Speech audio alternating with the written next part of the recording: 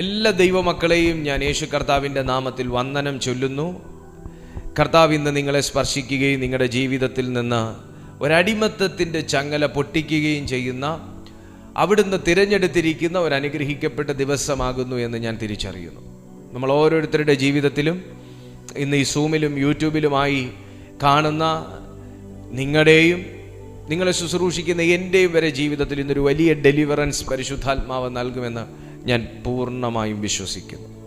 എന്താണ് അടിമത്തം? അടിമത്തം എന്താണെന്ന് ചോദിച്ചാൽ, സ്വാതന്ത്ര്യമുണ്ടായിട്ടും ആ സ്വാതന്ത്ര്യത്തെ ഉപയോഗിക്കാൻ കഴിയാതെ, അവകാശമുണ്ടായിട്ടും ആ അവകാശത്തിലേക്ക് അല്ലെങ്കിൽ അവകാശ പദവിയിലേക്ക് കയറാൻ കഴിയാതെ, അർഹത ഉണ്ടായിട്ടും ആ അർഹതയെ അനുഭവമാക്കാൻ കഴിയാതെ, മറ്റൊരു ശക്തിയുടെ കീഴിൽ, മറ്റൊരു നിയമത്തിൻ്റെ കീഴിൽ, മറ്റൊരു വ്യക്തിയുടെ കീഴിൽ അദ്ദേഹത്തിൻ്റെ ഇച്ഛയ്ക്കനുസരിച്ച് അല്ലെങ്കിൽ ആ ഒരു നിയമത്തിൻ്റെ വ്യവസ്ഥയ്ക്കനുസരിച്ച്, ആ ഒരു പ്രത്യേക സ്ഥലത്തിൻ്റെ രാജ്യത്തിൻ്റെ നിയമത്തിനനുസരിച്ച് ആഗ്രഹമില്ലെങ്കിലും ജീവിക്കേണ്ടി വരിക. ഇതാണ് അടിമത്തം. അങ്ങനെ ജീവിക്കുമ്പോൾ എൻ്റെ ഇച്ഛയ്ക്കും ഇഷ്ടങ്ങൾക്കും അവിടെ യാതൊരു വിലയുമില്ല. അങ്ങനെ ജീവിക്കേണ്ടി വരുമ്പോൾ എൻ്റെ ആഗ്രഹങ്ങൾക്ക് അവിടെ യാതൊരു വിലയുമില്ല. എൻ്റെ കഴിവുകൾക്ക് അവിടെ യാതൊരു വിലയുമില്ല. എൻ്റെ കഴിവ് എന്ന് എനിക്ക് കഴിവുണ്ടോ ഇല്ലയോ എന്നുള്ളതല്ല, എന്നെ നിയന്ത്രിക്കുന്ന വ്യക്തി പറയുന്ന കാര്യം കഴിവുണ്ടെങ്കിലും ഇല്ലെങ്കിലും ചെയ്യാൻ ഞാൻ നിർബന്ധിതനാകുന്ന ഒരവസ്ഥ. മറ്റൊരു രാജ്യത്തിൻ്റെ നിയമത്തിന്, വ്യക്തിയുടെ നിയമത്തിന്, അയാളുടെ ഇഷ്ടത്തിനനുസരിച്ച് ജീവിക്കേണ്ടി വരുന്ന ഒരവസ്ഥ, അതാകുന്നു അടിമത്വം. എന്നാൽ ക്രിസ്തു ജീവിതത്തിലേക്ക് വന്നപ്പോൾ, ക്രിസ്തു നമ്മുടെ ഈ വേൾഡിലേക്ക് വന്നപ്പോൾ, യേശു നമ്മുടെ ലൈഫിലേക്ക് വന്നപ്പോൾ, മശിഹ നമ്മുടെ ഇടയിലേക്ക് ഇറങ്ങി വന്നപ്പോൾ, അടിമത്തത്തിൻ്റെ കെട്ട്, അത് രോഗത്തിൻ്റെ ആകട്ടെ, ശാപത്തിൻ്റെ ആകട്ടെ, പാപത്തിൻ്റെ ആകട്ടെ, ഏതൊരു തരത്തിലുള്ള അടിമത്തത്തിൻ്റെ ബന്ധനവും തൻ്റെ നാമത്താലും ശക്തിയാലും രക്തത്താലും ആ ബന്ധനത്തിൽ നിന്ന് പൂർണ്ണ സ്വാതന്ത്ര്യം നമുക്ക് ഓരോരുത്തർക്കും വരുത്തിയിരിക്കുന്നു എന്നുള്ളത് നമുക്കെല്ലാവർക്കും അറിയാവുന്നൊരു സംഗതിയാണ്. എന്നാൽ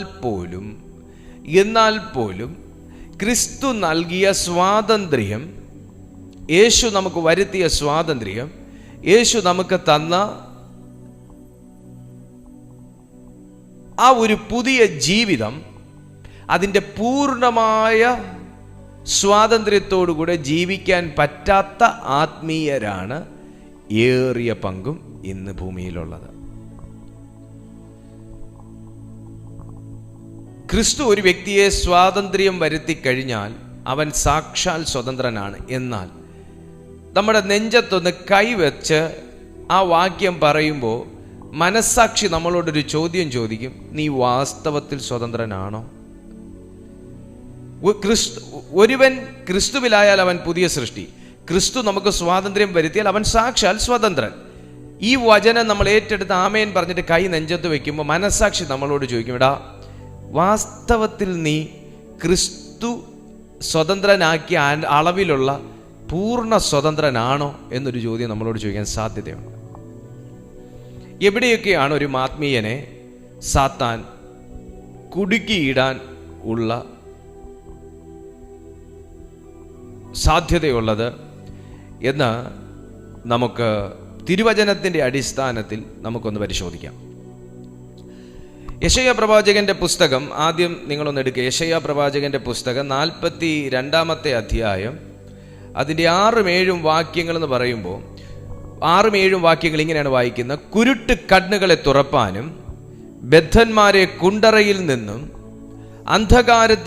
അന്ധകാരത്തിലിരിക്കുന്നവരെ കാരാഗ്രഹത്തിൽ നിന്നും വിടുവിപ്പാനും യഹോവയായ ഞാൻ നിന്നെ നീതിയോടെ വിളിച്ചിരിക്കുന്നു. ഞാൻ നിന്റെ കൈ പിടിച്ച് നിന്നെ കാക്കും, നിന്നെ ജനത്തിൻ്റെ നിയമവും ജാതികളുടെ പ്രകാശവുമാക്കും.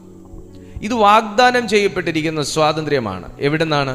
കുരുട്ട് കണ്ണുകളെ തുറക്കാൻ, ബദ്ധന്മാരെ കുണ്ടറയിൽ നിന്നും അന്ധകാരത്തിലിരിക്കുന്നവരെ കാരാഗ്രഹത്തിൽ നിന്നും വിടുവിക്കാൻ വാഗ്ദാനം ചെയ്യപ്പെട്ടിരിക്കുന്ന ഒരു സ്വാതന്ത്ര്യമാണ്. യേശുവിലൂടെയാണ് ഈ സ്വാതന്ത്ര്യം നമുക്ക് എല്ലാവർക്കും ലഭ്യമായത്. എന്നാൽ എൻ്റെ ചോദ്യം ഇതാണ്, യേശു വന്നതിൽ തെറ്റില്ല, കർത്താവ് ചെയ്തതിൽ പാകപ്പിഴയില്ല, അപൂർണതകളില്ല. എന്നാൽ ഏറിയ പങ്ക് ജനവും 100 പേരെ എടുത്താൽ 95% ആൾക്കാരും ഇന്നും യേശു നമുക്ക് പ്രോമിസ് ചെയ്തിരിക്കുന്ന, അല്ലെങ്കിൽ എനിക്ക് അർഹതയോടെ എടുക്കാൻ കഴിയുന്ന ആ ഒരു പൂർണ്ണ സ്വാതന്ത്ര്യത്തിൻ്റെ അളവിൽ വന്നിട്ടില്ല. വാഗ്ദാനം ചെയ്യപ്പെട്ടിരിക്കുന്ന ഈ സ്വാതന്ത്ര്യം, നൽകിക്കഴിഞ്ഞ ഈ സ്വാതന്ത്ര്യം ഏതൊക്കെ മേഖലകളിലാണ് തടയപ്പെടുന്നത്?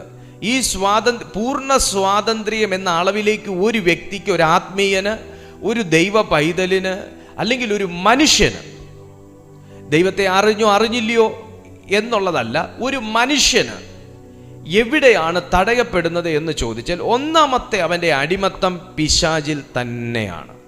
സാത്താനിൽ തന്നെ അവൻ അടിമപ്പെട്ടിരിക്കുന്ന ഒരവസ്ഥ. തിമോത്തിയോസിന്റെ രണ്ടാമത്തെ ലേഖനം 2 അധ്യായം അതിന്റെ 26 തിരുവചനം പറയുന്നത്,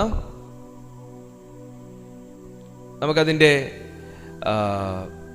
23 മുതൽ 26 വരെ വായിക്കാം. ബുദ്ധിയില്ലാത്ത മൗഢ്യതർക്കം ശണ്ഠ ജനിപ്പിക്കുന്നു എന്നറിഞ്ഞ് അതൊഴിഞ്ഞിരിക്കാം. കർത്താവിൻ്റെ ദാസൻ ശണ്ഠയിടാതെ എല്ലാവരോടും ശാന്തനും ഉപദേശിപ്പാൻ സമർത്ഥനും ദോഷം സഹിക്കുന്നവനുമായി അത്രേ ഇരിക്കേണ്ടത്. വിരോധികൾക്ക് ദൈവം സത്യത്തിൻ്റെ പരിജ്ഞാനത്തിനായി മാനസാന്തരം നൽകുമോ എന്നും പിശാചിനാൽ പിടിപെട്ട് കുടുങ്ങിയവരാകയാൽ അവർ സുബോധം പ്രാപിച്ച് അവൻ്റെ കെണിയിൽ നിന്ന് ഒഴിഞ്ഞ് ദൈവേഷ്ടം ചെയ്യുമോ എന്നും വെച്ച് അവരെ സൗമ്യതയോടെ പഠിപ്പിക്കേണ്ടതുമാകുന്നു. തിമോത്തിയോസ് എങ്ങനെ സഭയിൽ പഠിപ്പിക്കണമെന്നാണ് പൗലോസ് അവിടെ പറയുന്നത്, എഴുത്തെഴുതിയത്. എന്നാൽ എനിക്കും നിങ്ങൾക്കും ഇതിനകത്ത് എടുക്കാൻ ഒത്തിരി കാര്യങ്ങളുണ്ട്. കർത്താവിൻ്റെ ദാസനാണെങ്കിലും, ഇവിടെ കർത്താവിൻ്റെ ദാസൻ എങ്ങനെ ആയിരിക്കണമെന്നാണ് പൗലോസ് പഠിപ്പിക്കുന്നത്. ഇതിവിടെ കർത്താവിൻ്റെ ദാസനാണെങ്കിലും, കർത്താവിൻ്റെ ദാസിയാണെങ്കിലും, സഭയുടെ സെക്രട്ടറി ആണെങ്കിലും, ഒരു ദൈവ പൈതലാണെങ്കിലും, അവിടുത്തെ വിശ്വാസിയാണെങ്കിലും, വേർഷിപ്പ് ലീഡർ ആണെങ്കിലും, കൊയറിൽ പാടുന്ന വ്യക്തികളാണെങ്കിലും, അവർ എല്ലാവരും ദൈവത്തിലായിരിക്കുമ്പോൾ അവർ എങ്ങനെ ആയിരിക്കണമെന്നാണ് ഇവിടെ പൗലോസ് പറയുന്നത്. പൗലോസ് ഈ സമർത്ഥനായി ഇവിടെ ഈ ലെറ്റർ എഴുതുമ്പോൾ പൗലോസ് അങ്ങനെ ആയിട്ടാണ് ആ ലെറ്റർ എഴുതുന്നത്. പൗലോസിന് ആരാണ് ഈ കാര്യങ്ങൾ പറഞ്ഞു കൊടുത്തത്? തിമോത്തിയോസിന് പൗലോസ് പറഞ്ഞു കൊടുത്തു. പൗലോസിന് ആരാണ് പറഞ്ഞു കൊടുത്തത്? ഗമാലിയേലാണോ? അല്ല, പൗലോസിന് ദൈവമാണ് പറഞ്ഞു കൊടുത്തത്. കർത്താവിൻ്റെ ദാസനാകാൻ ഞാൻ എവിടെ പോയി, ഏത് സ്കൂൾ ഓഫ് ഹോളി സ്പിരിറ്റിൽ പോയി പഠിച്ചിട്ടാണ് പൗലോസ് വന്ന് ഈ കാര്യങ്ങളൊക്കെ ഇവിടെ ഇത്ര റെവലേഷനോടെ എഴുതി വെക്കുന്നത്? ഒരു സ്കൂളിലും പോയില്ല. ഈ വെളിപ്പാട് തനിക്ക് കിട്ടിയത് ദൈവത്തിങ്കൽ നിന്നാണ്. എന്നെ കേൾക്കുന്ന പ്രിയപ്പെട്ട സുഹൃത്തേ, നിങ്ങൾ എങ്ങനെ ജീവിക്കണമെന്ന് നിങ്ങൾക്ക് വെളിപ്പാട് നൽകുന്ന ഒരു ദൈവം പൗലോസിന്റെ കാലഘട്ടത്തിൽ മാത്രമല്ല ജീവിച്ചിരുന്നത്, പൗലോസിന്റെ കാലഘട്ടത്തിൽ മാത്രമല്ല സ്വർഗത്തിൽ നിന്ന് പകർന്നു കൊടുത്തത്. ഇന്ന് നിങ്ങൾ ദൈവത്തോട് ആലോചന ചോദിച്ചാൽ എന്ത് കാര്യം എങ്ങനെ ചെയ്യണം, എവിടെ സ്റ്റെപ്പ് വെക്കണം, ഒരാളോട് എങ്ങനെ സംസാരിക്കണം, എങ്ങനെ ഒരു കേസ് ഡീൽ ചെയ്യണമെന്ന് ദൈവം നിങ്ങൾക്ക് റെവലേഷൻ തരും. പൗലോസിന് കൊടുത്ത റെവലേഷൻ തിമോത്തിയോസിലേക്ക് പകർന്നു കൊടുക്കുകയാണ്. ഞാൻ ആത്മാവിൽ താങ്കൾക്ക് കൈമാറുന്നു. നിങ്ങൾ ദൈവസന്നിധിയിൽ നിന്ന് പ്രാപിക്കുന്നത് കൈമാറാൻ ഒരു തലമുറ വെയിറ്റ് ചെയ്യുന്നുണ്ട്. നിങ്ങൾ ദൈവസന്നിധിയിൽ ഇരുന്ന് പ്രാപിക്കുന്നത് കൈമാറിക്കൊടുക്കാൻ ഒരു തലമുറ വെയിറ്റ് ചെയ്യുന്നുണ്ട്. അത് നിങ്ങൾ ജനിപ്പിച്ച നിങ്ങളുടെ തലമുറകൾ തന്നെ ആയിരിക്കാം. നിങ്ങൾ എന്ത് ദൈവസന്നിധിയിൽ ഇരുന്ന് പ്രാപിച്ചോ, നിങ്ങൾ എന്ത് ദൈവസന്നിധിയിൽ നിന്ന് ചോദിച്ചു വാങ്ങിയോ, നിങ്ങൾ എന്ത് ദൈവത്തോട് നിങ്ങൾ അരുളപ്പാടായി സ്വീകരിച്ചോ, അത് സ്വീകരിക്കാൻ തയ്യാറെടുത്തൊരു ജനറേഷൻ, അത് സ്വീകരിക്കാൻ തയ്യാറെടുത്തൊരു തലമുറ, അത് സ്വീകരിക്കാൻ സമർപ്പണമുള്ള ഒരു കൂട്ടത്തെ പരിശുദ്ധാത്മാവ് ഒരുക്കി നിർത്തിയിട്ടുണ്ട്. അത് നിങ്ങളുടെ തലമുറകളായിരിക്കാം, നിങ്ങളുടെ മക്കളായിരിക്കാം. എന്തോ അവർ വലിയ കാര്യം നിങ്ങളിൽ നിന്ന് സ്വീകരിക്കാൻ ആഗ്രഹിക്കുകയാണ്. Praise to Jesus. ഇവിടെ എന്തെങ്കിലും ഒരു കാര്യം വരുമ്പം എൻ്റെ മോൾ ഓടി എൻ്റെ അടുത്ത് വരും. വൈഫിൻ്റെ അടുത്ത് പോകുന്നതിനേക്കാൾ ചില കാര്യങ്ങൾ സോൾവ് ചെയ്യാൻ പറ്റാത്ത ചില കാര്യങ്ങൾ ഓടി എൻ്റെ അടുത്ത് വരും. എന്നിട്ട് അവൾ പറയും, അപ്പ ഈ വിഷയം പ്രാർത്ഥിച്ചാൽ മതി എന്ന് പറയും. അപ്പ ഈ വിഷയം പ്രാർത്ഥിച്ചാൽ മതി എന്ന് പറയും. അതെങ്ങനെയാണ് കണ്ടുപിടിച്ചത്? അത് എന്ത് വിഷയത്തിനും പ്രാർത്ഥിക്കാൻ ഇരിക്കുന്ന ഒരാളാണ് അവളുടെ അപ്പ എന്നുള്ളത് അവൾക്ക് തോന്നിയിട്ടാ, ഞാൻ പറഞ്ഞു പഠിപ്പിച്ചതല്ല. അപ്പൊ ഒരു തലമുറ നോക്കുന്നു,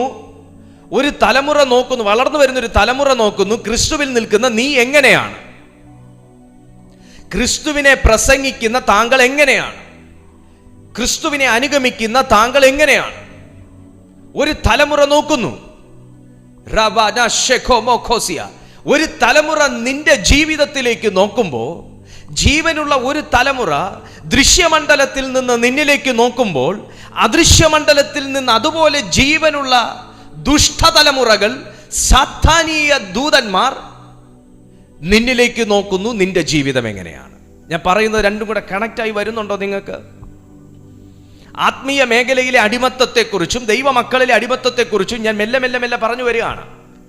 ഒരു തലമുറ, ജീവനുള്ള ഒരു തലമുറ ദൃശ്യമണ്ഡലത്തിൽ നിന്ന് എൻ്റെ ജീവിതം എങ്ങനെയെന്ന് നോക്കുമ്പോൾ, പഠിക്കുമ്പോൾ, അത് ഇന്ന വിഷയത്തിന് അപ്പായോട് പറഞ്ഞാൽ പ്രാർത്ഥിക്കാം, പ്രാർത്ഥിച്ചാൽ വിടുതലാണ് എന്ന് അവൾ മനസ്സിലാക്കുമ്പോൾ, അദൃശ്യമണ്ഡലത്തിൽ നിന്ന്, കാണാൻ കഴിയാത്ത ലോകത്തിൽ നിന്ന് ഇതുപോലെ സാത്താനാൽ ഉൽപ്പാദിപ്പിക്കപ്പെട്ടതും സാത്താന്റെ അനുയായികളായവരും ഇരുട്ടിന്റെ കർത്തൃത്വങ്ങളും വാഴ്ചകളും അധികാരങ്ങളും ദുഷ്ടാത്മസേനകളും അതേപോലെ താങ്കളിലേക്ക് നോക്കി നിൽക്കുന്നു. ഇവൻ പ്രാർത്ഥിച്ചാൽ വിടുതലാണ്. അങ്ങനെയാണെങ്കിൽ അവന്റെ പ്രാർത്ഥനയെ തടയണം.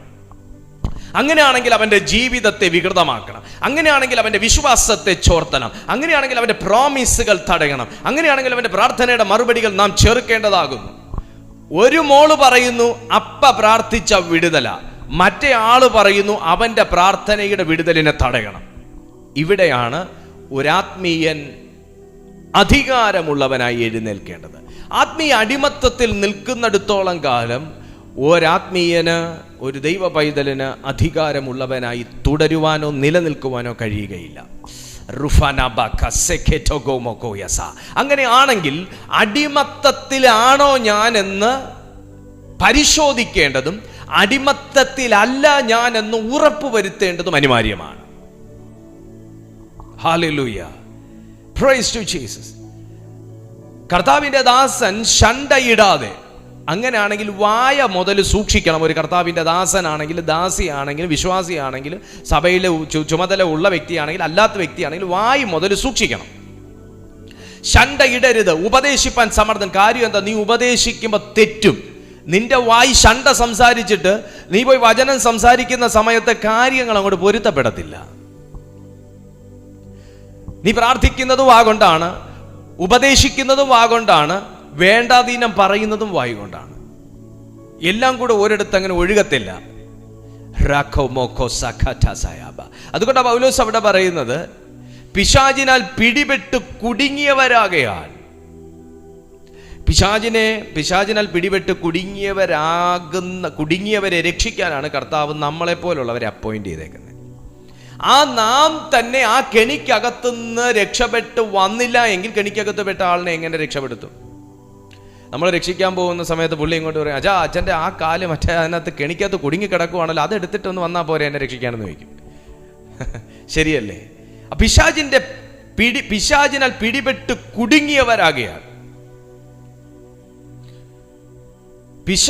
പിടിപെട്ട് കുടുങ്ങിയവരാകിയാൽ അവർ സുബോധം പ്രാപിച്ചവന്റെ കെണിയിൽ നിന്ന് ഒഴിഞ്ഞ് ദൈവേഷ്ടം ചെയ്യുമോ? ദൈവേഷ്ടം ചെയ്യുക.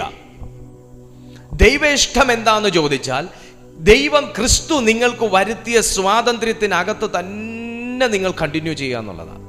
എവിടെയും പിന്നെയും അടിമത്തത്തിനകത്ത് പോയി നിങ്ങൾ കുടുങ്ങാനുള്ള ഒരു നിയമമോ പ്രമാണമോ ഒരു സാധ്യതയോ ഈ തിരുവെഴുത്തിനകത്ത് ഇല്ല. സാധ്യതയുള്ളത് കൊണ്ട് അതിനകത്ത് സൂക്ഷിക്കാനുള്ള ഒരു മാർഗനിർദ്ദേശമാണ് ദൈവാത്മാവ് നൽകിയിരിക്കുന്നത്. ഇന്ന് പ്രാർത്ഥിക്കുന്നവർക്ക് പോരാട്ടം കൂടുതലാണ്, പ്രാർത്ഥിക്കുന്നവർക്ക് പ്രതിസന്ധി വർദ്ധിക്കുന്നു, പ്രാർത്ഥനകൾക്ക് വിടുതൽ കിട്ടുന്നില്ല, ഇത്യാദി പരാതികൾ നിരവധി നമുക്ക് ലഭിക്കുമ്പോൾ അതിൻ്റെ പിന്നിലത്തെ കാരണം എന്താണെന്ന് ചോദിച്ചാൽ, ഏത് മേഖലയ്ക്കകത്താണ് സാത്താൻ കെണിവെച്ച് നിങ്ങളെ കുടുക്കിയത് എന്ന് അറിയാൻ പറ്റാത്തതാണ്. അതിലൊന്നാമത്തെ സാധ്യതയെക്കുറിച്ച് തിമോത്തിയോസ് തന്നെ ഇവിടെ പറയുന്നുണ്ട്. പിശാചിന്റെ അടിമത്തം, സാത്താൻ ജീവിതത്തിൽ കൊണ്ടുവച്ച അടിമത്തം, സാത്താൻ നമ്മുടെ ജീവിതത്തിൽ വെച്ച അടിമത്തം, അത് ചിലപ്പോൾ വാക്കിനാലുള്ള അടിമത്തായിരിക്കാം, മറ്റു പല രീതിയിലുള്ള അടിമത്തം. അപ്പൊ സാത്താനാലുള്ള അടിമത്തത്തിൽ നിന്ന് ഒരു ദൈവ മനുഷ്യൻ പുറത്തു വന്നെങ്കിൽ മാത്രമേ അവന്റെ സാമർഥ്യം പുറത്തു വരത്തുള്ളൂ. കാരണം പൗലോസ് തിമോത്തിയോസിനോട് പറയും, നീ ഉപദേശിക്കാൻ സമർത്ഥനായിരിക്കണം. ഉപദേശിക്കാൻ മാത്രം ഒരാൾ സമർത്ഥനായിരുന്നാൽ മതിയോ? എൻ്റെ ചോദ്യം ഇതാണ്. ഉപദേശിക്കാൻ മാത്രം ഒരു വ്യക്തി സമർത്ഥനായിരുന്നാൽ മതിയോ? പോരാ. ഉപദേശിച്ചതിന് ശേഷം അവനെ ശുശ്രൂഷിക്കണമെങ്കിലും ഒരു സാമർഥ്യം വേണം. നിങ്ങളുടെ കുഞ്ഞിനെ പഠിപ്പിക്കണമെങ്കിലും അവന്റെ തെറ്റുകളെ തിരുത്തണമെങ്കിലും നിങ്ങൾക്കൊരു സാമർഥ്യം വേണം. വീട്ടിൽ വരുന്ന ഒരു അതിഥിയെ ആതിഥ്യ മര്യാദയോടുകൂടെ സൽക്കരിക്കണമെങ്കിലും ഒരു സാമർഥ്യം വേണം. നിങ്ങൾ വർക്ക് ചെയ്യുന്ന ആ ഓർഗനൈസേഷനിൽ നിങ്ങളുടെ കഴിവുകളെ തെളിയിക്കണമെങ്കിലും നിങ്ങൾക്കൊരു സാമർഥ്യം വേണം. മോനെ, പിശാചിനാൽ പിടിക്കപ്പെടുമ്പോ തന്നെ ആദ്യം അവൻ ബൈൻഡ് ചെയ്യുന്നത് നിന്റെ സാമർഥ്യത്തെയാണ്. എത്രയോ പേർക്ക് വിദ്യാഭ്യാസമുണ്ട്, പക്ഷെ അവർക്ക് ആ അഭ്യസിച്ച വിദ്യയെ അവർക്ക് സാമർഥ്യത്തോടു കൂടെ പ്രൊഡക്റ്റീവാക്കി എടുക്കാൻ പറ്റുന്നില്ല. അവർക്ക് തന്നെ അറിയത്തില്ല എന്താ കാര്യമെന്ന്. അവർക്ക് അറിയാവുന്ന കാര്യത്തെ അവർക്ക് ചിലടത്ത് പറഞ്ഞ് ഫലിപ്പിക്കാൻ പറ്റുന്നില്ല. അവർക്ക് തന്നെ അറിയത്തില്ല കാര്യം എന്താന്ന്. സാമർഥ്യത്തെ ബന്ധിച്ചു കളഞ്ഞു. ടീച്ചിങ് പ്രൊഫഷനിലുള്ളവർക്ക് ഒരുപക്ഷെ നിങ്ങളുടെ കാലിബർ ഇതൊന്നും ആയിരിക്കത്തില്ല. നിങ്ങൾക്ക് കുറച്ചുകൂടെ നന്നായിട്ട് ടീച്ച് ചെയ്യാൻ പറ്റും.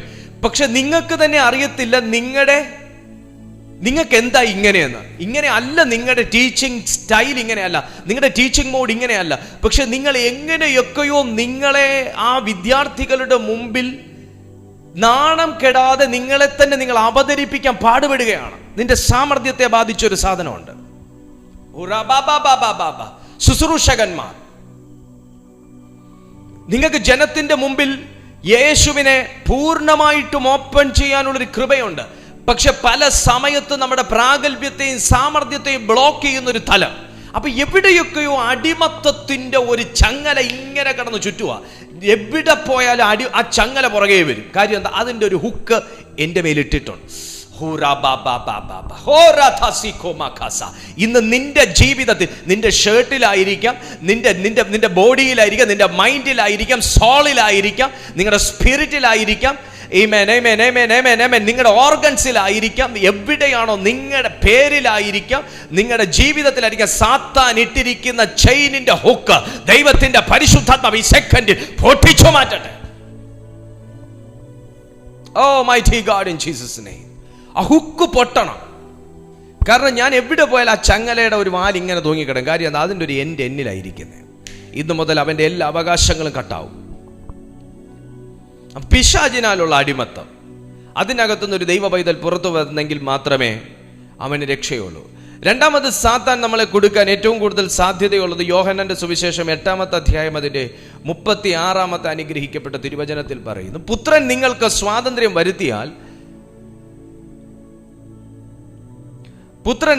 സ്വാതന്ത്ര്യം വരുത്തിയാൽ നിങ്ങൾ സാക്ഷാൽ സ്വതന്ത്രർ ആകും.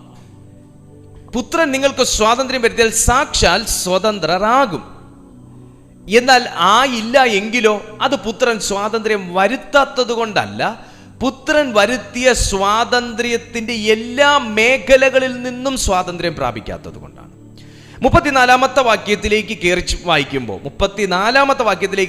അതിന് യേശു ആമേൻ ആമേൻ ഞാൻ നിങ്ങളോട് പറയുന്നു, പാപം ചെയ്യുന്നവനെല്ലാം പാപത്തിന്റെ ദാസനാകുന്നു.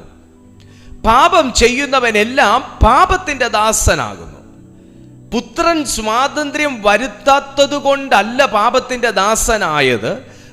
പുത്രൻ സ്വാതന്ത്ര്യം വരുത്തി തന്നാലും പിന്നെയും പാപത്തിലേക്ക് ഒരു വ്യക്തി ചെന്ന് കഴിഞ്ഞാൽ, ചെറിയ പാപമെന്നോ വലിയ പാപമെന്നോ ഒന്നുമില്ല, പാപം ചെയ്തു കഴിഞ്ഞാൽ അവൻ പുത്രൻ സ്വാതന്ത്ര്യം വരുത്തിയവനല്ല, അവൻ പാപത്തിന്റെ ദാസൻ എന്ന അടിമത്തത്തിലേക്ക് അവൻ വീണു പോവുകയാണ്. അവിടെ യേശുവിനെ നമുക്ക് കുറ്റം പറയാൻ പറ്റത്തില്ല. നമ്മുടെ ആത്മാവാണ് സേവ് ചെയ്യപ്പെട്ടത്, രക്ഷിക്കപ്പെട്ടത്, ആ സാൽവേഷന്റെ സന്തോഷം അനുഭവിക്കുന്നത്. നമ്മുടെ പ്രാണനും നമ്മുടെ ശരീരവും ഈ രണ്ട് പാർട്ടും ഇതുവരെ രക്ഷിക്കപ്പെട്ടിട്ടില്ല, അത് വീണ്ടെടുക്കപ്പെട്ടിട്ടില്ല. അപ്പോൾ സ്പിരിറ്റിന്റെ ആഗ്രഹം, രക്ഷിക്കപ്പെട്ട സ്പിരിറ്റിന്റെ ആഗ്രഹം യേശു തന്ന സ്വാതന്ത്ര്യത്തെ എപ്പോഴും എൻജോയ് ചെയ്യാനാണ്. എന്നാൽ സോളിന്റെ ആഗ്രഹം, പ്രാണന്റെ ആഗ്രഹം എന്താന്ന് ചോദിച്ചാൽ നിങ്ങളുടെ ചിന്തയ്ക്കും ഇച്ഛയ്ക്കും അനുസരിച്ച് നിങ്ങളുടെ ശരീരത്തെ കൊണ്ടുപോകുക എന്നുള്ളതാണ്. ദാസ്യത്വം എവിടാണെന്ന് ചോദിച്ചാൽ, അടിമത്തം എവിടാണെന്ന് ചോദിച്ചാൽ ഇവിടെയാണ്. ആത്മാവിന്റെ പ്രശ്നമല്ല, പ്രാണന്റെയും ശരീരത്തിന്റെയും പ്രശ്നമാണ്. ഈ സ്പിരിറ്റിൽ നമ്മൾ അനുഭവിക്കുന്ന ഒരു സന്തോഷമുണ്ട്, ഒരു ആത്മീയ ശക്തിയുണ്ട്, നമ്മൾ ഒരു ഉറപ്പുണ്ട്, ഒരു വിശ്വാസമുണ്ട്, ഒരു ആനന്ദമുണ്ട്, ഒരു ഭയങ്കര പ്രത്യാശയുണ്ട്, ഒരു അഭിഷേകമുണ്ട്, ഒരു ഭയങ്കരമാകുന്ന ഒരു എനർജി ഉണ്ട്. ഈ എനർജി സ്പിരിറ്റിൽ നിന്ന് സോളിലേക്കും സോളിൽ നിന്ന് ബോഡിയിലേക്കും ട്രാൻസ്ഫർ ചെയ്യാനുള്ള ഒരു ചാനൽ എന്നും നമ്മൾ വൃത്തിയാക്കിയിടണം. എൻ്റെ വീടിൻ്റെ സൈഡിൽ കൂടെയൊക്കെ ഓടയുണ്ട്. എന്തിനാ? മഴവെള്ളമൊക്കെ വരുന്ന സമയത്ത് ആ ഓടയിലൂടെ ഒലിച്ചു പോകണം. ഓട ഉണ്ടാക്കി ഇട്ടിട്ടുണ്ടെന്ന് പറഞ്ഞ് പിന്നെ തിരിഞ്ഞു നോക്കാണ്ടിരുന്ന് കഴിഞ്ഞാൽ ശരിയാകത്തില്ല. ഗവൺമെൻറ് തിരിഞ്ഞു നോക്കാണ്ടിരുന്ന് കഴിഞ്ഞാൽ ശരിയാകത്തില്ല. ആ പട്ടണവാസികൾ ഒന്ന് അതിലേക്കൊക്കെ ഒന്ന് നോക്കണം. കാര്യം എന്നാ, ഈ ഓട ഉണ്ടാക്കി ഇട്ടിട്ടുണ്ടെങ്കിലും ഇതിനകത്ത് പലരും പലതും കൊണ്ടിടാൻ സാധ്യതയുണ്ട്. ചപ്പും ചവറും ഒക്കെ പോകുന്ന വഴിക്ക് കൊണ്ടിടാൻ സാധ്യതയുണ്ട്. മണ്ണ് വന്ന് അടിഞ്ഞുകൂടാൻ സാധ്യതയുണ്ട്. കല്ലും മണ്ണും വന്ന് ബ്ലോക്കായി നിൽക്കാൻ സാധ്യതയുണ്ട്. മാലിന്യങ്ങൾ വന്ന് അടിഞ്ഞു കൂമ്പാരം കൂടി നിന്നിട്ട് ആ ഓടയ്ക്കകത്ത് ഒഴുക്കിനെ നിലപ്പിക്കാൻ സാധ്യതയുണ്ട്. അതുകൊണ്ട് എന്തോ പറ്റും, നല്ല സമയത്ത് കണ്ണി കാണുവാണെന്നുണ്ടെങ്കിൽ ഇതിനെ ഒന്നുകിൽ വാരിയെടുത്ത് കരയിലേക്ക് ഇടുക, അല്ലെങ്കിൽ അതിനെ ആ വെള്ളത്തിൻ്റെ ഒഴുക്കിലേക്ക് കുത്തിവിടുക. ചുരുക്കി പറഞ്ഞ ചാല് ക്ലീൻ ചെയ്ത് കൊടുക്കുക. ആ ചാനൽ ക്ലീൻ ചെയ്ത് കൊടുക്കുക. സ്പിരിറ്റിൽ നിന്ന് സോളിലേക്ക് നമ്മൾ പ്രാപിച്ച വചനമാണെങ്കിലും വിശ്വാസമാണെങ്കിലും അഭിഷേകമാണെങ്കിലും ഒക്കെ റിലീസ് ചെയ്യാൻ സ്പിരിറ്റ് തയ്യാറാണ്. പക്ഷെ സോള് പലപ്പോഴും അതിന് തയ്യാറല്ലാണ്ട് നിൽക്കും. സോളും സ്പിരിറ്റും ഒരുപോലെ ആയെങ്കിൽ മാത്രമേ ക്രിസ്തീയ ജീവിതത്തിൽ പുത്രൻ നൽകിയ സ്വാതന്ത്ര്യത്തെ നമുക്ക് എൻജോയ് ചെയ്യാൻ പറ്റത്തുള്ളൂ. നിങ്ങൾക്ക് പാപത്തെ ജയിക്കണമെങ്കിലും, നിങ്ങൾക്ക് ശാപത്തെ പൊട്ടിക്കണമെങ്കിലും, നിങ്ങൾക്ക് ജീവിതത്തിൽ ഒരു അഭിവൃദ്ധി വരണമെങ്കിലും, നിങ്ങളുടെ ആറ്റിറ്റ്യൂഡ് മാറണമെങ്കിലും, നിങ്ങളുടെ അലസത മാറണമെങ്കിലും, മടി മാറണമെങ്കിലും, നിങ്ങളുടെ പിശുക്ക് മാറണമെങ്കിലും, നിങ്ങളുടെ നിരാശ മാറണമെങ്കിലും, നിങ്ങളുടെ അത്യാഗ്രഹം മാറണമെങ്കിലും, നിങ്ങൾക്ക് ദൈവത്തോട് കൂടുതൽ അടുക്കണമെങ്കിലും, നിങ്ങളുടെ സോളും സ്പിരിറ്റും ഒരുപോലെ വർക്ക് ചെയ്യണം. പ്രാണനിലെ ചിന്ത എന്ന് പറഞ്ഞാൽ എപ്പോഴും നമ്മുടെ കഴിഞ്ഞ കാര്യങ്ങളെക്കുറിച്ച് എപ്പോഴും നമ്മളെ ഇങ്ങനെ കൺഫ്യൂസ് ചെയ്യുകയും അതിനെക്കുറിച്ച് പറഞ്ഞു തരികയും നമ്മൾ മറക്കാൻ ആഗ്രഹിച്ച കാര്യങ്ങളൊക്കെ പിന്നെ നമ്മളിലേക്ക് കൊണ്ടുവരികയും ഒക്കെ ചെയ്യുന്നൊരവസ്ഥ ഈ സോളിനുണ്ട്. സോള് സൗഖ്യമാകണം, നമ്മുടെ പ്രാണൻ സൗഖ്യമാകണം. അടിമത്തത്തിനകത്ത് നമ്മൾ വീണു പോകാനുള്ള കാരണം തന്നെ നമ്മുടെ ബ്രോക്കൺ സോളിൽ നമ്മൾ ജീവിക്കുന്നത് കൊണ്ടാണ്. ഡാമേജ്ഡ് ആയിട്ടുള്ള സോളിൽ നമ്മൾ ജീവിക്കുന്നത് കൊണ്ടാണ്. നമ്മുടെ സോളിനെ റിപ്പയർ ചെയ്തെടുക്കാൻ തീർച്ചയായിട്ട് കഴിയും. നമ്മുടെ പ്രാണനിലാണ് ശരിക്കും നമ്മൾ ഈ പല കാര്യങ്ങളും നമ്മൾ ജീവിക്കുന്ന ഈ ചുറ്റുപാടിൽ ഏറ്റവും കൂടുതൽ നമ്മൾ യൂസ് ചെയ്യുന്നത് നമ്മുടെ സോളാണ്, പ്രാണനാണ്. ഹല്ലേലൂയ. ആ മനസ്സിന്റെ തലങ്ങൾ, അതാണ് ഞാൻ ഉദ്ദേശിക്കുന്നത്. മനസ്സിന്റെ തലങ്ങൾ ശുദ്ധമായി കഴിഞ്ഞാൽ, സൗഖ്യമായി കഴിഞ്ഞാൽ നിങ്ങൾക്ക് ആരോഗ്യകരമായ ഒരു ആത്മീയ ജീവിതം നയിക്കാൻ കഴിയും. ആരോഗ്യകരമായ ഒരു കുടുംബ ജീവിതം നയിക്കാൻ കഴിയും. ആരോഗ്യകരമായ നിലയിൽ നിങ്ങൾക്ക് നിങ്ങളുടെ പ്രൊഫഷനിൽ നിങ്ങൾക്ക് പ്രൊഡക്റ്റീവ് ആകാൻ കഴിയും, ഫ്രൂട്ട്ഫുൾ ആകാനായിട്ട് കഴിയും. നിങ്ങൾക്കൊരു നല്ല അധ്യാപികയാകാൻ കഴിയും, നല്ലൊരു മദറാകാൻ കഴിയും, ഫാദറാകാൻ കഴിയും, നല്ലൊരു പ്രീച്ചറാകാൻ കഴിയും, മിനിസ്റ്ററാകാൻ കഴിയും, പാസ്റ്ററാകാൻ കഴിയും, നല്ലൊരു ഇവാഞ്ചലിസ്റ്റ് ആകാനായിട്ട് കഴിയും, നല്ലൊരു മകളാകാൻ കഴിയും, മകനാകാൻ കഴിയും, എല്ലാം ആകാൻ കഴിയും. ആ ബ്രോക്കൺ സോളിൽ നിന്ന് ഒരു ഹെൽത്തി സോൾ എന്നൊരു അനുഭവത്തിലേക്ക് പരിശുദ്ധാത്മാവ് താങ്കളെ കൊണ്ടുവരുവാനായിട്ട് ശക്തനാണ്. അപ്പോൾ പുത്രൻ നിങ്ങൾക്ക് സ്വാതന്ത്ര്യം വരുത്തിയാൽ നിങ്ങൾ സാക്ഷാൽ സ്വതന്ത്രരാകും. നമ്മുടെ സ്പിരിറ്റിന് പാപം ചെയ്യാൻ താല്പര്യമില്ല, പക്ഷേ നമ്മുടെ ശരീരത്തിന് അതിൻ്റെ ഒരു ഇച്ഛയുണ്ട്. എപ്പോഴും ശരീരത്തിന് പാപം ചെയ്യാനുള്ളൊരു ഇച്ഛയുണ്ട്.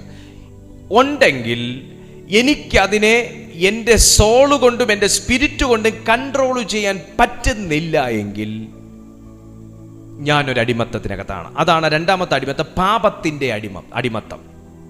പാപത്തിൻ്റെ അടിമത്തം. ഒരു ദൈവ പൈതൽ ഞാൻ ഏറ്റവും കൂടുതൽ ഡീൽ ചെയ്യുന്ന കേസുകളിൽ ഒന്നാണ് പല ദൈവമക്കളും പാപത്തിനകത്ത് കുടുങ്ങിപ്പോകുന്നു. അവർക്ക് പുറത്തു വരാൻ പറ്റുന്നില്ല. അവർക്ക് ആഗ്രഹമുണ്ട്, ആത്മാർത്ഥമായ ആഗ്രഹമുണ്ട്, പൂർണ്ണമായ ആഗ്രഹമുണ്ട്.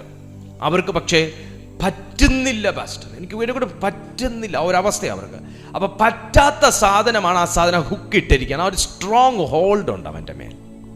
ആ സ്ട്രോങ് ഹോൾഡിനെ ഒരു ദൈവ പൈതൽ ബ്രേക്ക് ചെയ്യാൻ തക്കവണ്ണം അവൻ്റെ സ്പിരിറ്റ് റിലത്തിൽ അവൻ ഉയരണം. എങ്ങനെയാണ് അവൻ്റെ സ്പിരിറ്റ് റിലത്തിൽ ഉയരുന്നത്? അവൻ്റെ പ്രാർത്ഥനയ്ക്കകത്തുകൂടെ അവൻ ആ വേരിനെ വെട്ടണം. നിങ്ങൾ ജീവിതത്തിൽ പരാജയപ്പെടുന്നത് എപ്പോഴാണെന്ന് ചോദിച്ചാൽ, നിങ്ങൾ പ്രാർത്ഥനയിൽ പരാജയപ്പെടുമ്പോഴാണ് നിങ്ങൾ ജീവിതത്തിൽ പരാജയപ്പെടുന്നത്. നിങ്ങൾ മിനിസ്ട്രിയിൽ പരാജയപ്പെടുന്നത് എപ്പോഴാണെന്ന് ചോദിച്ചാൽ, നിങ്ങൾ പ്രാർത്ഥനയിൽ പരാജയപ്പെടുമ്പോഴാണ് മിനിസ്ട്രിയിൽ പരാജയപ്പെടുന്നത്. നിങ്ങൾ ഫാമിലിയിൽ പരാജയപ്പെടുന്നത് എപ്പോഴാണെന്ന് ചോദിച്ചാൽ, നിങ്ങൾ പ്രെയർ ലൈഫിൽ പരാജയപ്പെടുമ്പോഴാണ് നിങ്ങൾ ഫാമിലി ലൈഫിൽ പരാജയപ്പെടുന്നത്. അല്ലാതെ ഞാൻ ഫാമിലിയിൽ പരാജയപ്പെട്ടു പ്രാർത്ഥിച്ചിട്ടും ഫാമിലിയിൽ പരാജയപ്പെട്ടു പോയി എന്നല്ല, മിനിസ്ട്രിയിൽ പരാജയപ്പെട്ടു പോയി എന്നല്ല, ഞാൻ പ്രെയറിലേ പരാജയപ്പെട്ടു പോയത് കൊണ്ടാണ് ഞാൻ ബാക്കി കാര്യങ്ങളിൽ പരാജയപ്പെട്ടു പോയത്. യേശുവിൻ്റെ പ്രാർത്ഥനാ ജീവിതമൊന്നും ശിഷ്യന്മാർക്കില്ലായിരുന്നു. അതുകൊണ്ട് തന്നെ അവരുടെ ജീവിതത്തിൽ പരാജയങ്ങളുണ്ടായിരുന്നു. നമ്മൾ ഇതിനകത്ത് സ്പെഷ്യൽ മീറ്റിംഗ്സ് അറേഞ്ച് ചെയ്തിട്ടുണ്ട്. എത്ര ദൈവമക്കൾ കയറുന്നു, എത്രയോ ദൈവമക്കൾ കയറുന്നില്ല. എത്ര ദൈവമക്കൾ അതിനെ യൂസ് ചെയ്യുന്നു, എത്രയോ ദൈവമക്കൾ യൂസ് ചെയ്യുന്നില്ല. അവരും ദൈവമക്കളാണ്, കയറുന്നവരും ദൈവമക്കളാണ്. അവരും സാഹചര്യങ്ങൾ പറയുന്നു, കയറിയവർക്കും സാഹചര്യങ്ങളുണ്ട്. പക്ഷേ അവർ അതിനകത്ത് പരാജയപ്പെട്ടു പോകുകയാണ് എങ്കിൽ, ഇപ്പൊ നമ്മുടെ ഈ ഒരു പ്രെയർ, ഈ ഒരു അവസരം അവർ യൂസ് ചെയ്യാതെ മറ്റൊരവസരം അവർ യൂസ് ചെയ്യുന്നുവെങ്കിൽ കുഴപ്പമില്ല. പക്ഷെ അവരുടെ പ്രെയർ ലൈഫിലേ അവർ പരാജയപ്പെട്ട് അവർ വീക്കാണെങ്കിൽ, അവരുടെ ഗ്രാഫ് താഴേക്കാണ് പോകുന്നതെങ്കിൽ, ഡെഫിനറ്റ്ലി നമുക്ക് പറയാൻ കഴിയും അവരുടെ ജീവിതത്തിന്റെ പരാജയങ്ങൾ ഒന്നൊന്നായി തുടങ്ങിക്കഴിഞ്ഞു. എപ്പോൾ നിങ്ങളുടെ പ്രാർത്ഥനയുടെ ദൈർഘ്യം വർദ്ധിക്കുന്നു, ചൂട് വർദ്ധിക്കുന്നു, താല്പര്യം വർദ്ധിക്കുന്നു, നിങ്ങളുടെ പല മേഖലകൾക്കകത്തും ആ സക്സസ് റിവീൽ ആയിക്കൊണ്ടിരിക്കും. പാപം ചെയ്യാൻ തോന്നുന്നത് സമയമുള്ളതുകൊണ്ടാണ് മോളെ, സമയമുള്ളതുകൊണ്ടാണ് മോനെ. പാപം ചെയ്യാനുള്ള സമയം ഇല്ലെങ്കിലോ, കുറ്റം പറയാൻ തോന്നുന്നത് സമയം ഉള്ളതുകൊണ്ടാണ്. എന്നാൽ സമയം ഇല്ലെങ്കിലോ, ഏഷണി കൂട്ടിക്കൊടുക്കാൻ തോന്നുന്നത് സമയം ഉള്ളതുകൊണ്ടാണ്. സമയം ഇല്ലെങ്കിലോ,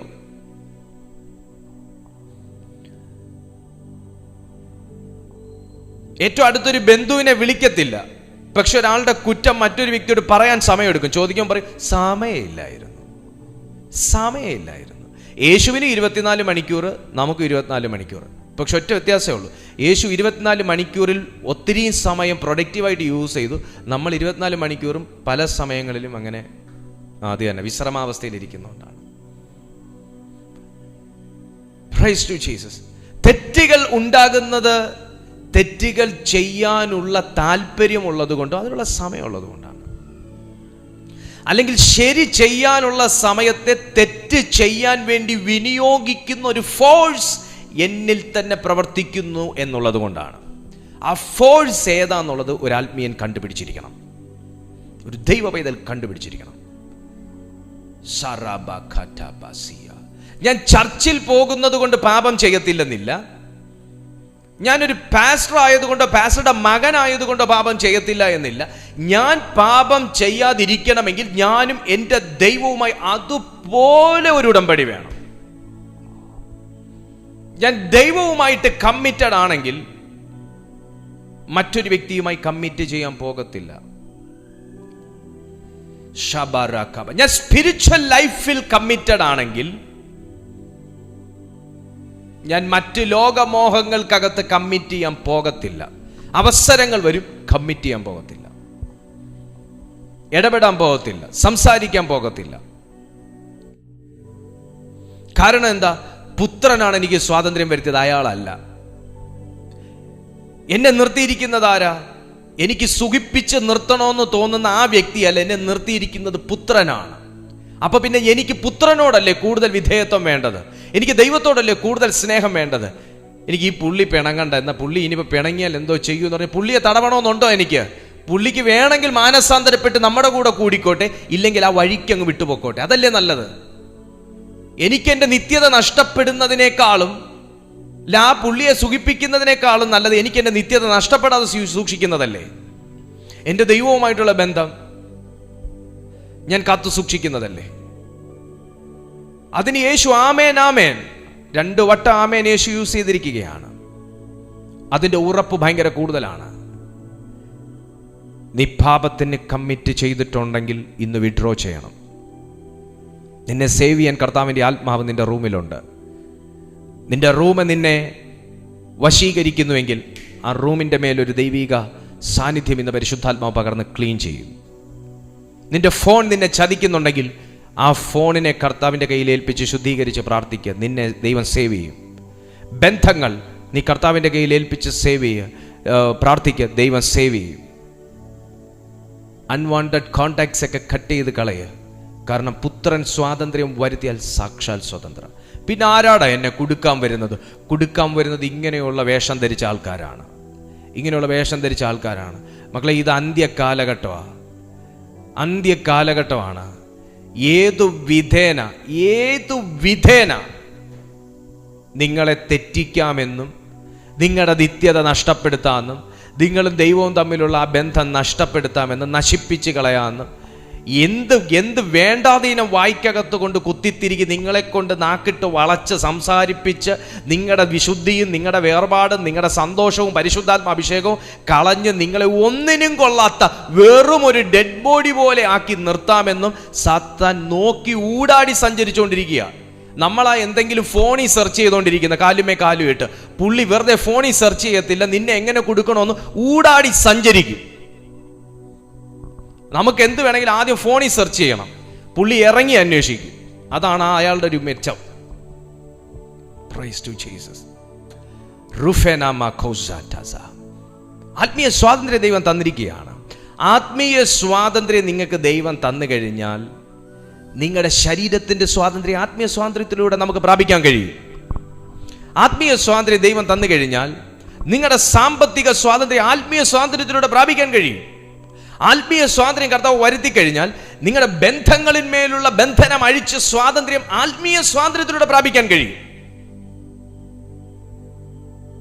ഓ ഹല്ലേലൂയ. അപ്പൊ 2 കാര്യങ്ങൾ അടിമത്തത്തെ കുറിച്ച് പറഞ്ഞു. ഒന്ന് പിശാചിനുള്ള അടിമത്തം, പിശാചിന്റെ മേലുള്ള അടിമത്തം, പിശാചിൻ ഉള്ള അടിമത്തം.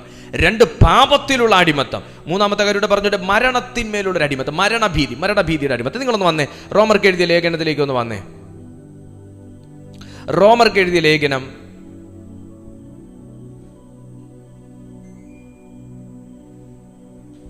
റോമർക്ക് എഴുതിയ ലേഖനം 7-ാമത്തെ അധ്യായം അതിന്റെ 24-ാമത്തെ വാക്യത്തിലേക്ക് ഒന്ന് വന്നേ.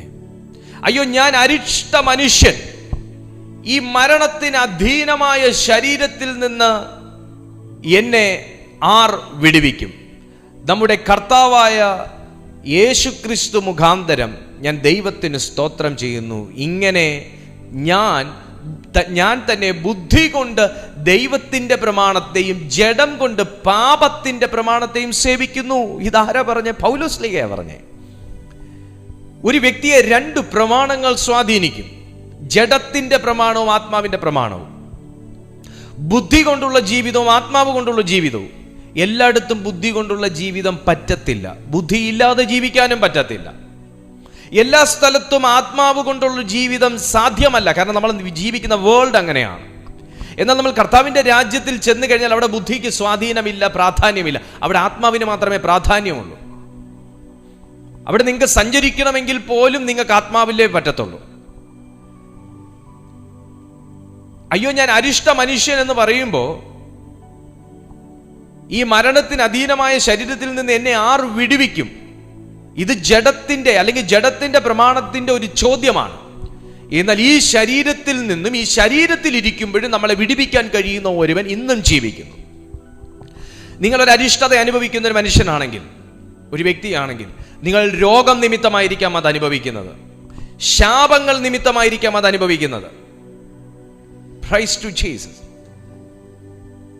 അതിനെക്കുറിച്ച് പഠിക്കാൻ ഒത്തിരിയുണ്ട്. ശാപങ്ങളെക്കുറിച്ച് പഠിക്കാൻ ഒത്തിരിയുണ്ട്. ശാപങ്ങൾ നിമിത്തമായിരിക്കാം നിങ്ങൾ അനുഭവിക്കുന്നത്. പൂർവ്വ പിതാക്കന്മാരിൽ നിന്നുള്ള ബന്ധനങ്ങളായിരിക്കാം നിങ്ങൾ അനുഭവിക്കുന്നത്. ജനറേഷണൽ കേഴ്സസ് ആയിരിക്കാം നിങ്ങൾ അനുഭവിക്കുന്നത്. ഇതിന്റെ അകത്തു നിന്നെല്ലാം നിങ്ങളെ വിടിവിക്കാൻ ആർക്ക് കഴിയും? ഞാൻ പ്രസംഗിക്കുന്ന യേശുവിന് കഴിയും. ഹല്ലേലൂയ. ഞാൻ സേവിക്കുന്ന കർത്താവിന് കഴിയും. ഇത് തമാശയല്ല. ഞാൻ ഈ സത്യം എൻ്റെ ആദ്യകാലങ്ങളിലൊന്നും മനസ്സിലാക്കാൻ പറ്റിയിട്ടില്ല. പക്ഷേ പിന്നെ ഇത് മനസ്സിലാക്കിയപ്പോൾ ഞാൻ ഇങ്ങനെ ചിന്തിച്ചിരുന്നു, ക്രിസ്തു നമുക്ക് വേണ്ടി മരിച്ചു. അങ്ങനെയാണെങ്കിൽ എല്ലാ കാര്യങ്ങളിലും നമുക്കൊരു പൂർണ്ണ വിടുതൽ വരേണ്ടതല്ലേ? ആകുന്നു. ശുശ്രൂഷകൾ ബാക്കി കർത്താവ് ജനത്തെ ഏൽപ്പിച്ച് ശുശ്രൂഷകന്മാരെ ഏൽപ്പിച്ചിരിക്കുന്നു. ക്രിസ്തു നമുക്ക് അതിനുള്ള അധികാരം തന്നിട്ട് ബാക്കി ശുശ്രൂഷ നമുക്ക് കർത്താവ് ഏൽപ്പിച്ചിരിക്കുകയാണ്. വചനത്തിലൂടെ വചനം തന്നേൽപ്പിച്ചിരിക്കുകയാണ്. അങ്ങനെയുള്ള ശുശ്രൂഷകളുണ്ട്, അങ്ങനെയുള്ള മിനിസ്ട്രി ഉണ്ട്. ഹല്ലേലൂയ. നമ്മളെ മുന്നോട്ട് വിടാതെ, ഒരു തരത്തിലും നമ്മെ ഒന്ന് ജയിക്കാൻ അനുവദിക്കാതെ, ഒന്ന് ജീവിക്കാൻ അനുവദിക്കാതെ, ഒന്ന് പ്രവർത്തിക്കാൻ അനുവദിക്കാതെ, ഫലമുള്ളൊരു വ്യക്തിയാകാൻ അനുവദിക്കാതെ നമ്മെ പിന്തുടരുന്ന ചില ബാധകളുണ്ട്. അതിനെ കട്ട് ചെയ്യുവാൻ ദൈവത്തിന്റെ ആത്മാവിന് കഴിയും. ദൈവത്തിന്റെ ആത്മാവിന് മാത്രമേ കഴിയത്തുള്ളൂ. അപ്പൊ മരണഭീതി, ആ മരണഭീതിക്കകത്ത് ദൈവം നിങ്ങളെ സ്വതന്ത്രമാക്കാനായിട്ട് ആഗ്രഹിക്കുന്നു. 23-ാമത്തെ വാക്യം നോക്കിക്കേ. 21 മുതലുള്ള വാക്യങ്ങൾ താഴേക്ക് വായിച്ച റോമർക്ക് എഴുതിയ ലേഖനം 7:21 മുതൽ താഴേക്ക്. അങ്ങനെ നന്മ ചെയ്യുവാൻ ഇച്ഛിക്കുന്ന ഞാൻ തിന്മ എൻ്റെ പക്കലുണ്ട് എന്നൊരു പ്രമാണം കാണുന്നു. തിന്മ എൻ്റെ പക്കലുണ്ട്. പ്രിയപ്പെട്ട സുഹൃത്തെ, നിങ്ങളിത് മനസ്സിലാക്കണം. നന്മ ചെയ്യാൻ കഴിവുള്ള ഒരാത്മാവും തിന്മ പ്രവർത്തിക്കാൻ വെമ്പുന്ന ഒരു ശരീരവും കൂടെയാണ് കർത്താവ് നമ്മളെ ഇപ്പം നിർത്തിയേക്കുന്നത്. ക്ഷമിക്കാനുള്ള ഒരു മനസ്സും ക്ഷമിക്കാനുള്ള ഒരാത്മാവും ക്ഷമിക്കാൻ മനസ്സില്ല എന്ന് പറയുന്ന ഒരു മനസ്സും അതിനകത്താണ് ദൈവം നമ്മളെ നിർത്തിയേക്കുന്നത്. ഹെൽപ്പ് ചെയ്യണം എന്നുള്ള ഒരാത്മാവും ഇവനൊക്കെ ഹെൽപ്പ് ചെയ്തിട്ട് എന്ത് ഗുണം എന്ന് ചിന്തിക്കുന്ന ഒരു മനസ്സോടും കൂടെ ദൈവം നമ്മളെ നിർത്തിയേക്കുന്നത്. ദൈവം എന്നിട്ട് എന്തുവാ നോക്കുന്നത്? എപ്പോഴും സ്പൂൺ ഫീഡ് ചെയ്ത് കൊടുക്കണമെന്നാണ്? അല്ല. നീ എത്രത്തോളം ഈ ആത്മാവ് കൊണ്ട് ഈ ചിന്തയെ നീ ജയിക്കും, എത്രത്തോളം ഞാൻ നിനക്ക് തന്ന വചനം കൊണ്ട് നീ ഈ ഇമോഷൻസിനെ നീ ജയിക്കും. യേശു കർത്താവിന് ഇട്ടുകൊടുത്തു.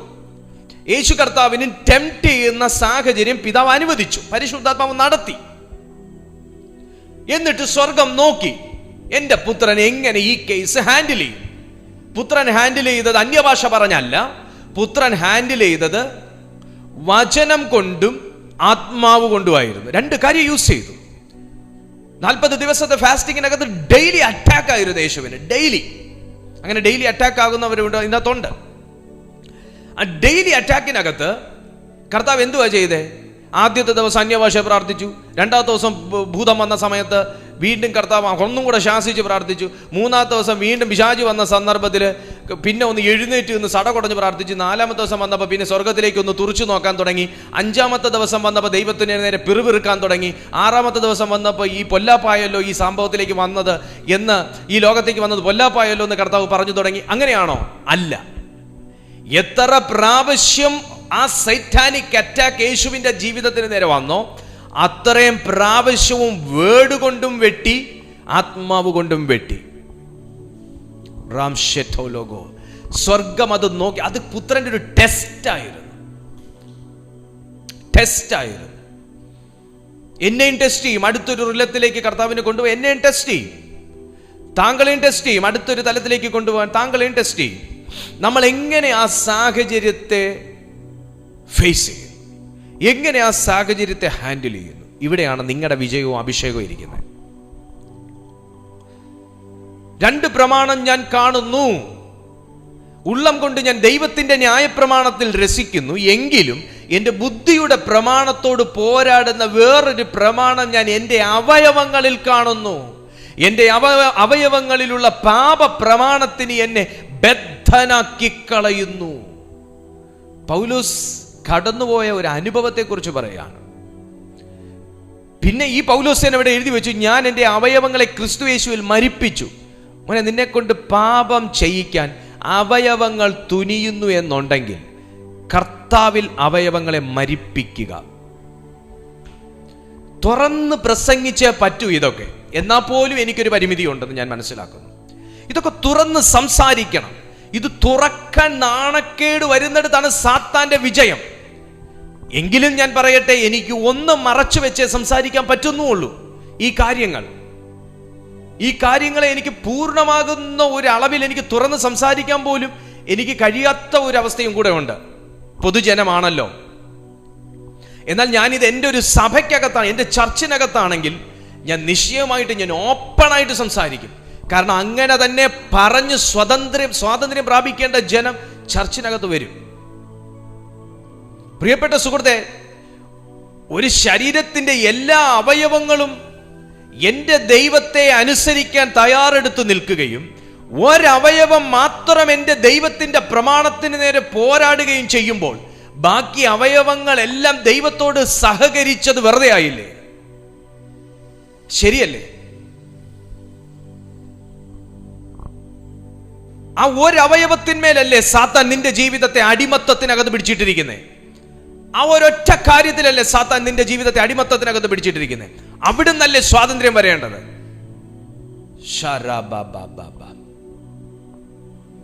ഞാൻ അവിടെ അങ്ങ് നിർത്തുക. അത് ദ ലാസ്റ്റ് വൺ അതോടെ വായിച്ചിട്ട് ഞാനങ്ങ് അവസാനിപ്പിക്കുക. ഞാൻ ആശീർവാദം പറയാൻ പോവുക. 2 പത്രോസിന്റെ ലേഖനം എന്നെടുത്ത്, പത്രോസ് എഴുതിയ 2-ാമത്തെ ലേഖനം 2-ാമത്തെ അധ്യായം അതിന്റെ 10-ാമത്തെ വാക്യം.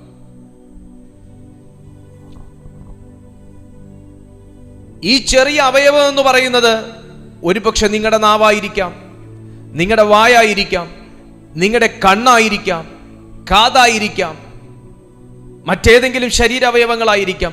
ഒരു ചെറിയ അവയവം കൊണ്ട് പാപം ചെയ്ത് ദൈവ തേജസ് നഷ്ടമാക്കി കളഞ്ഞാൽ സാത്താന് സിമ്പിളായിട്ട് നിങ്ങളുടെ ജീവിതത്തെ ഹാൻഡിൽ ചെയ്യാൻ കഴിയും. നിങ്ങളെ ഇങ്ങനെ കളിപ്പിക്കാൻ കഴിയും, കയ്യിലിട്ട് പാവ പോലെ കളിപ്പിക്കാൻ കഴിയും. പക്ഷെ ആ തേജസ് നഷ്ടപ്പെടണം. ഇന്ന് നഷ്ടപ്പെട്ടു പോയ തേജസ് പലരിലും മടങ്ങി വരാൻ പോവുകയാണ്. പത്രോസിന്റെ 2-ാമത്തെ ലേഖനം 2-ാമത്തെ അധ്യായം അതിന്റെ 10-ാമത്തെ വാക്യം പറയുന്നു, ന്യായവിധി ദിവസത്തിലെ ദണ്ഡനത്തിനായി കാപ്പാനും അറിയുന്നുവല്ലോ, ബലവും ശക്തിയുമേറിയ ദൂതന്മാർ കർത്താവിന്റെ സന്നിധിയിൽ അവരുടെ നേരെ ദൂഷണവിധി ഉച്ചരിക്കാതിരിക്കെ അധാർഷ്ട്യമുള്ള തന്നിഷ്ടക്കാർ മഹിമകളെ ദുഷിപ്പാൻ ശങ്കിക്കുന്നില്ല. ജാത്യാ പിടിപെട്ട് നശിപ്പാൻ പിറന്ന ബുദ്ധിയില്ലാത്ത ജന്തുക്കളെ പോലെ അവർ അറിയാത്തതിനെ ദുഷിക്കയാൽ അനീതിയുടെ കൂലി അനുഭവിച്ചുകൊണ്ട് സ്വന്തം വഷളത്വത്താൽ നശിച്ചു പോകും. എൻ്റെ പൊന്നു സുഹൃത്തെ, കർത്താവ് വരുമ്പോ ഇവ ഏത് സഭക്കാരനാന്ന് നോക്കുമെന്ന് ഞാൻ കരുതുന്നില്ല. ഇവൻ എത്ര വർഷമായി രക്ഷിക്കപ്പെട്ടിട്ട് എന്ന് നോക്കുന്നത് ഞാൻ കരുതുന്നില്ല. കർത്താവിനെ പ്രസാദിപ്പിക്കാൻ എൻ്റെ ശരീരത്തിലോ എൻ്റെ ആകൃതിയിലോ എൻ്റെ വസ്ത്രത്തിലോ എന്തെങ്കിലും മാറ്റം വരുത്തി എന്ന് പറഞ്ഞ് ഞാൻ സ്വർഗത്തിൽ പോകത്തില്ല. കർത്താവ് കൺസേൺ ചെയ്യുന്നത് നീ നല്ല ഒരു മനുഷ്യനായി ജീവിച്ചുവോ, നീ അനേകർക്ക് മാതൃകയായിരുന്നുവോ, നീ വിശുദ്ധിയെ കാത്തു സൂക്ഷിച്ചുവോ, നീ അനീതി ചെയ്യാതിരുന്നുവോ, നീ അക്രമത്തിന്റെ പങ്കാളിയാകാതിരുന്നുവോ, നീ അനീതിയുടെ കൂലി കൈപ്പറ്റാതിരുന്നുവോ എന്നുള്ള കാര്യങ്ങൾ മാത്രമാണ്. Praise to Jesus. കാരണം പത്രോസ് പറയുന്നു, സ്വന്തം വഷളത്വത്താലേ ഒരു മനുഷ്യന് നശിക്കാൻ പറ്റത്തുള്ളൂ. നിങ്ങളൊരു വ്യക്തിക്ക് തട്ടിക്കളയാനൊന്നും പറ്റത്തൊന്നുമില്ല. നിങ്ങൾക്ക് നന്നാവണോ നിങ്ങൾ നന്നാവണം, എനിക്ക് നന്നാവണോ ഞാൻ നന്നാവണം.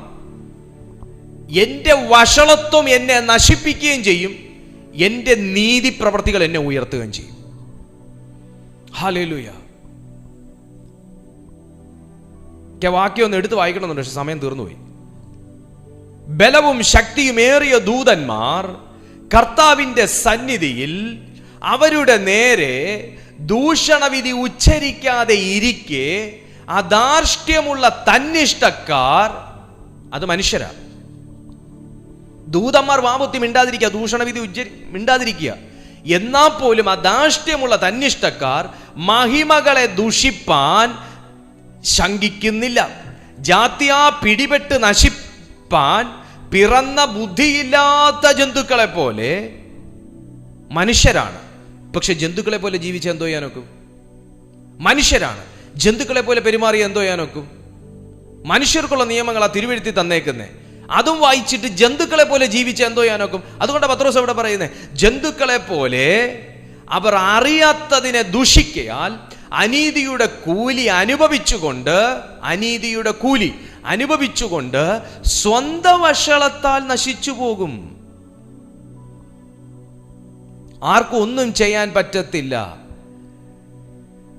പ്രവൃത്തി നന്നായിരിക്കണം, ചിന്ത നന്നായിരിക്കണം, വാക്ക് നന്നായിരിക്കണം, സ്വഭാവം നന്നായിരിക്കണം, മനസ്സ് നന്നായിരിക്കണം. അറിഞ്ഞുകൊണ്ട് ഒരു ദോഷവും ആർക്കും ചെയ്യാൻ നിക്കല്ല്.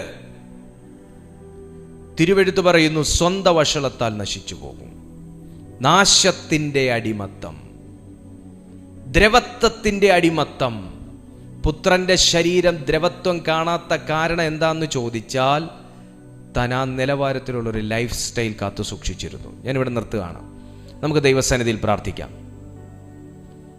എൻ്റെ ജീവിതത്തിലെ അടിമത്തത്തിൻ്റെ അവസ്ഥകൾ സ്വർഗത്തിലെ ദൈവം ഇന്ന് ക്യാൻസൽ ചെയ്ത് തന്നാൽ, ഇനിമേൽ ഞാൻ ഒരു കാര്യത്തിലേക്കും വീണു പോകാതെ എന്നെ തന്നെ സൂക്ഷിക്കാമെന്ന് തീരുമാനിക്കുന്നവൻ്റെ ജീവിതത്തിലേക്ക് ദൈവസാന്നിധ്യം ഇന്ന് പകരപ്പെടട്ടെ.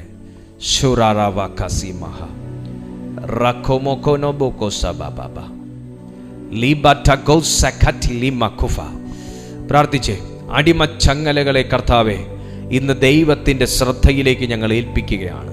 എല്ലാ അടിമച്ചങ്ങലകളും ഇന്ന് മറഞ്ഞിരിക്കുന്ന അടിമച്ചങ്ങലകൾ, മറഞ്ഞിരിക്കുന്ന അടിമനുഖങ്ങൾ, മറഞ്ഞിരിക്കുന്ന അടിമഭാഷങ്ങൾ ഈ പ്രാർത്ഥന മധ്യേ അത് വെളിപ്പെട്ട് വരട്ടെ. വ്യക്തികളെ ചുറ്റിയിരിക്കുന്ന, വ്യക്തികളുടെ കരങ്ങളെ ചുറ്റിയിരിക്കുന്ന, കഴുത്തിനെ ചുറ്റിയിരിക്കുന്ന, മനസ്സിനെ ചുറ്റിയിരിക്കുന്ന, കാലുകളെ ചുറ്റിയിരിക്കുന്ന, ഉടലിനെ ചുറ്റിയിരിക്കുന്ന, ബുദ്ധിയെ ചുറ്റിയിരിക്കുന്ന, പ്രാണനെ ചുറ്റിയിരിക്കുന്ന സകല ഭാഷങ്ങളും ഇപ്പോൾ യേശുവിൻ്റെ നാമത്തിൽ ക്യാൻസൽ ചെയ്യുന്നു. റബക സതസോകമ ലിബ്രകതബോ ഷകേതോഗോയ റംദരിമ കോറോബോസിയ ലിബ്രകതിമ സുഫ റഷതിലിമ കോനോ. യേശുവിൻ്റെ നാമത്തിൽ എല്ലാ രോഗബന്ധനങ്ങളും അഴിഞ്ഞു മാറട്ടെ, എല്ലാ പാപബന്ധനങ്ങളും അഴിഞ്ഞു മാറട്ടെ, എല്ലാ അടിമനുഖങ്ങളും കത്തിപ്പോട്ടെ, എല്ലാ ഇരുട്ടിന്റെ ചങ്ങലകളും പൊട്ടിപ്പോട്ടെ, എല്ലാ പൈശാചിക നുഖങ്ങൾ തകർന്നു പോട്ടെ, എല്ലാ പാപബന്ധനങ്ങൾ അഴിഞ്ഞു പോട്ടെ. യേശുവിന്റെ നാമത്തിൽ എല്ലാ ദുർസ്വപ്നം കാണുന്ന അവസ്ഥകൾ ക്യാൻസൽ ആയിപ്പോട്ടെ. റുഫന റാംടീസ് ലൊക്കേവേസ് ആകിൻ റുഫിൻറ്റെ സർഗോ ലൈറ്റോ റോഫാനി ബൗഡ സിഖേമിയ. ഓ ജീസസ്, നിങ്ങൾ പ്രാർത്ഥിക്കുക, ദൈവകരങ്ങളിൽ ഏൽപ്പിക്കുക. നിങ്ങൾ ഏതൊന്നിനകത്താണോ സഫർ ചെയ്യുന്നത്, ആ മേഖലയെ, ആ ഒരു വിഷയത്തെ കർത്താവിൻ്റെ ശ്രദ്ധയിലേക്ക് കൊടുത്ത് ഈ സെക്കൻഡിൽ പ്രാർത്ഥിക്കുക. അതിന്മേൽ കർത്താവിൻ്റെ ഒരു കരം ഈ സെക്കൻഡിൽ സഹായത്തിനായി നീട്ടാൻ പോവുകയാണ്. എന്തിനകത്താണോ നിങ്ങൾ സഫർ ചെയ്യുന്നത്, നിങ്ങൾ സ്ട്രഗിൾ ചെയ്യുന്നത്, ഇപ്പോൾ കർത്താവിൻ്റെ ഒരു കരം അതിന്മേൽ ഷൂറാമ ഹഥോ റഖിമ power സിവിതാനിയ Hoff റെഡോ Niba ബാബാസി Lida റോഫിനി taco say. നിന്റെ നന്മ തടയുന്നതിന്റെ കാരണമുണ്ട്, നിങ്ങളുടെ നന്മ തടയുന്നതിന്റെ കാരണമുണ്ട്. യേശു ക്രിസ്തുവിന്റെ നാമത്തിൽ നിങ്ങളുടെ ഉയർച്ച തടയുന്നതിന്റെ കാരണങ്ങളുണ്ട്. ലീഗലിയാണ് സാത്താൻ അത് തടയുന്നതെങ്കിൽ, ആ ലീഗൽ അവന് ലഭിച്ച അവകാശങ്ങളെ നിങ്ങളുടെ വായി കൊണ്ട് ഈ സെക്കൻഡിൽ കട്ട് ചെയ്യുക.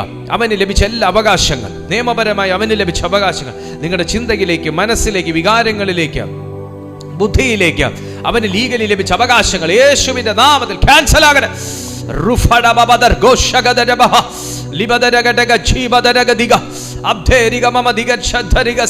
നിന്റെ വീടിനകത്ത് നിയമപരമായി ലഭിച്ച അവകാശങ്ങൾ കട്ടാകട്ടെ. നിങ്ങളുടെ തലമുറകളുടെ മേൽ നിയമപരമായി സാത്താൻ ലഭിച്ച അവകാശങ്ങൾ കട്ടാകട്ടെ. ഓ, നിങ്ങളുടെ ഹസ്ബൻഡിന്റെ മേൽ നിയമപരമായി ലഭിച്ച അവകാശങ്ങൾ കട്ടാകട്ടെ. എല്ലാ സോൾ പ്രിസൺസ് ബ്രേക്ക് ആകട്ടെ. സോൾ പ്രിസൺ ബ്രേക്ക് ആകട്ടെ. Soul ties, ungodly soul ties break ആകട്ടെ. അൺഗോഡ്ലി റിലേഷൻഷിപ്പ് ബ്രേക്ക് ആകട്ടെ. ലുഫേന റമേറ്റോ സീബ റീവറ്റിഗോസിയ. Powerful name of Jesus. കർത്താവ് സൗഖ്യമാക്കുന്നുണ്ട് പലരെയും, കർത്താവ് ഹീൽ ചെയ്യുന്നുണ്ട് പലരെയും, കർത്താവ് തൊടുന്നുണ്ട് പലരെയും യേശുവിന്റെ നാമത്തിൽ, നാമത്തിൽ, നാമത്തിൽ, നാമത്തിൽ. Father God, Father God, Father God. Sheremena rathena babasi.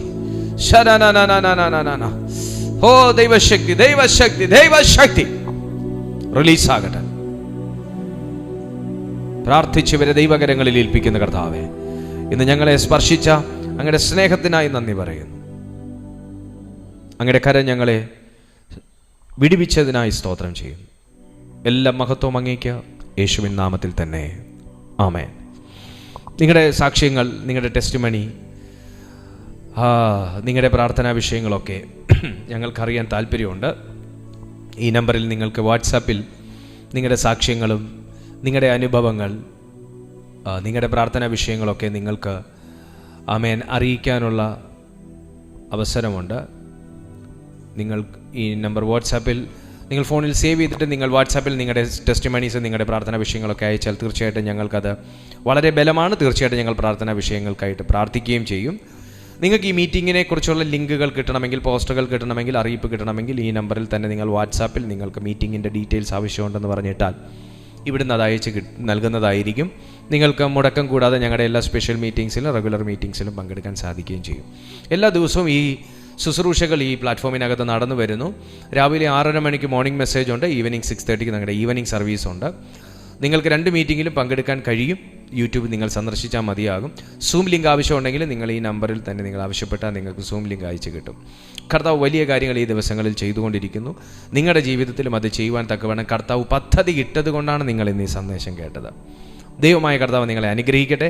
അടുത്ത ദിവസം പുതിയൊരു സന്ദേശം, പുതിയൊരു വെളിപ്പാട്, പുതിയൊരു ആലോചന, പുതിയൊരു നിയോഗം കർത്താവ് എന്നെ നൽകി ഏൽപ്പിക്കുവാൻ എല്ലാ പ്രിയപ്പെട്ടവരുടെ പ്രാർത്ഥനയും ഞാൻ ചോദിക്കുകയാണ്.